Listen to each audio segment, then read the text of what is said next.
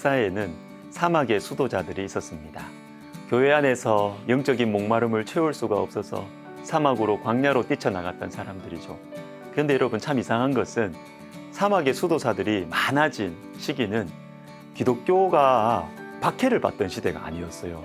오히려 교회가 번영하던 시대, 기독교가 번성할 때 오히려 영적으로는 메말라가기 시작했다는 의미입니다. 여러분, 번성할 때, 풍성할 때가 위험합니다.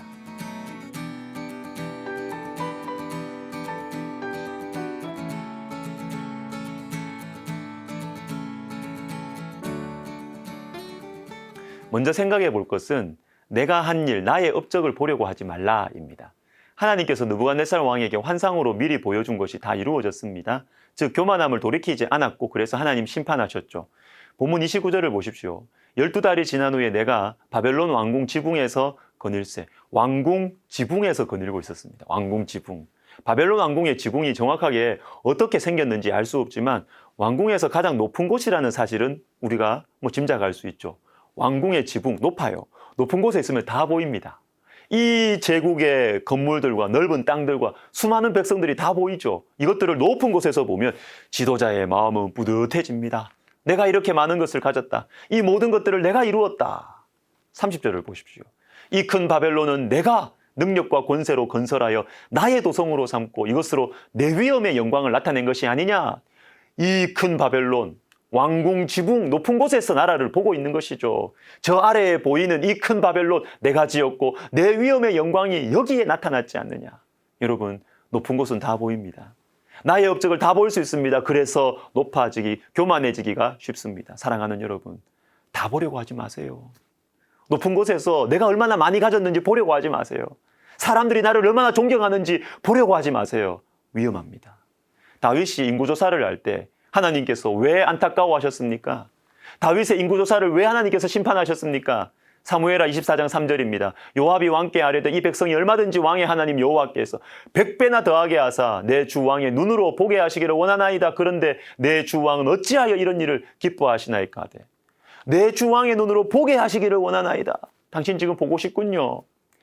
다윗이 이 마음이 드러난 거예요. 다윗이 지금 자기의 업적을 보고 싶었던 것입니다. 내 백성들이 얼마나 많은지, 내가 얼마나 강성해졌는지를 보고 싶었던 것입니다. 하나님께서는 이 마음을 싫어하세요. 여러분, 내 업적에 마음을 두지 마세요. 그것을 알려고, 보려고, 자랑하려고 하지 마세요. 큰일 납니다. 그리고 오늘 본문을 통해서 한 가지 더 생각해 볼 것이 있습니다. 평안할 때 조심해야 한다는 것입니다. 다니엘 4장 29절을 다시 보십시오. 어디서 본 것 같은 말씀 아니에요. 12달이 지난 후에 내가 바벨론 왕궁 지붕에서 거닐세. 사무엘하 11장. 저녁 때에 다윗이 그의 침상에서 일어나 왕궁 옥상에서 거닐다가 그곳에서 보니 한 여인이.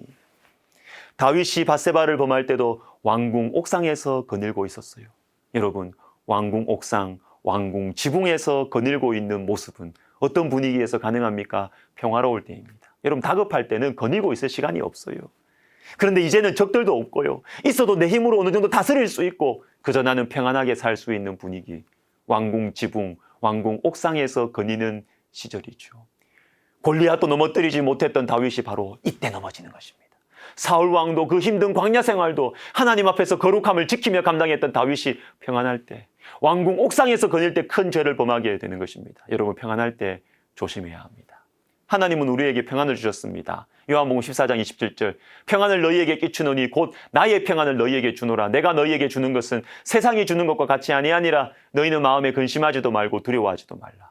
주님께서 주신 평안은요, 세상의 것과 같지 않아요. 어떠한 어려움 가운데서도 우리를 지켜주시는 강력한 평안입니다. 그러나 이 평안은 여러분 기억하십시오. 긴장감 있는 평안이라는 사실을 잊지 마십시오. 히브리서 12장 4절에 너희가 죄와 싸우되 아직 피 흘리기까지는 대항하지 아니하고, 죄와의 싸움이 있는 평안이에요. 죄와의 싸움을 외면하면 안 됩니다. 우리는 육체를 가지고 살아갑니다. 이 땅을 나그네와 거류민으로 살아갑니다. 그러므로 죄와 싸워야 돼요.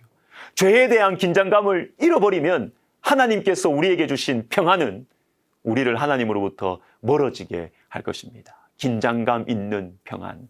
여러분, 잊지 마십시오. 종교개혁자 마틴 루터가 자주 사용하던 이야기가 있다고 해요. 어느 날 사탄이 부하들을 불러서 성과를 보고하라고 했습니다. 첫 번째 부하, 저는 그리스도인들이 골로세움의 사자밥이 되게 했습니다. 그러자 사탄이 크게 화를 내었습니다. 그게 어쨌단 말이지, 죽은 사람들은 모두 천국에 가 있지 않느냐. 두 번째 부하가 말했습니다. 저는 선교사들이 탄 배를 침몰시켜 모두 죽게 만들었습니다. 역시 사탄이 화를 내며 말했어요. 그건 조금 효과가 있구나. 그러나 그들이 구원받았다는 건 변함이 없지 않느냐. 세 번째 말했습니다. 저는 오랫동안 신앙생활을 한 성도를 골라 사업이 잘 풀리게 하고 많은 돈을 벌게 했습니다. 그랬더니 점점 여가 생활에만 관심이 쏠려 이제는 교회도 잘 나가지 않습니다. 이 보고를 듣고 사탄은 크게 기뻐하며 미소를 지었다고 합니다. 여러분, 풍족하십니까? 아무 어려움이 없으십니까? 왕궁 지붕, 왕궁 옥상을 거닐고 계십니까? 조심하십시오. 평안할 때 조심하십시오. 평안할 때가 기도할 때입니다.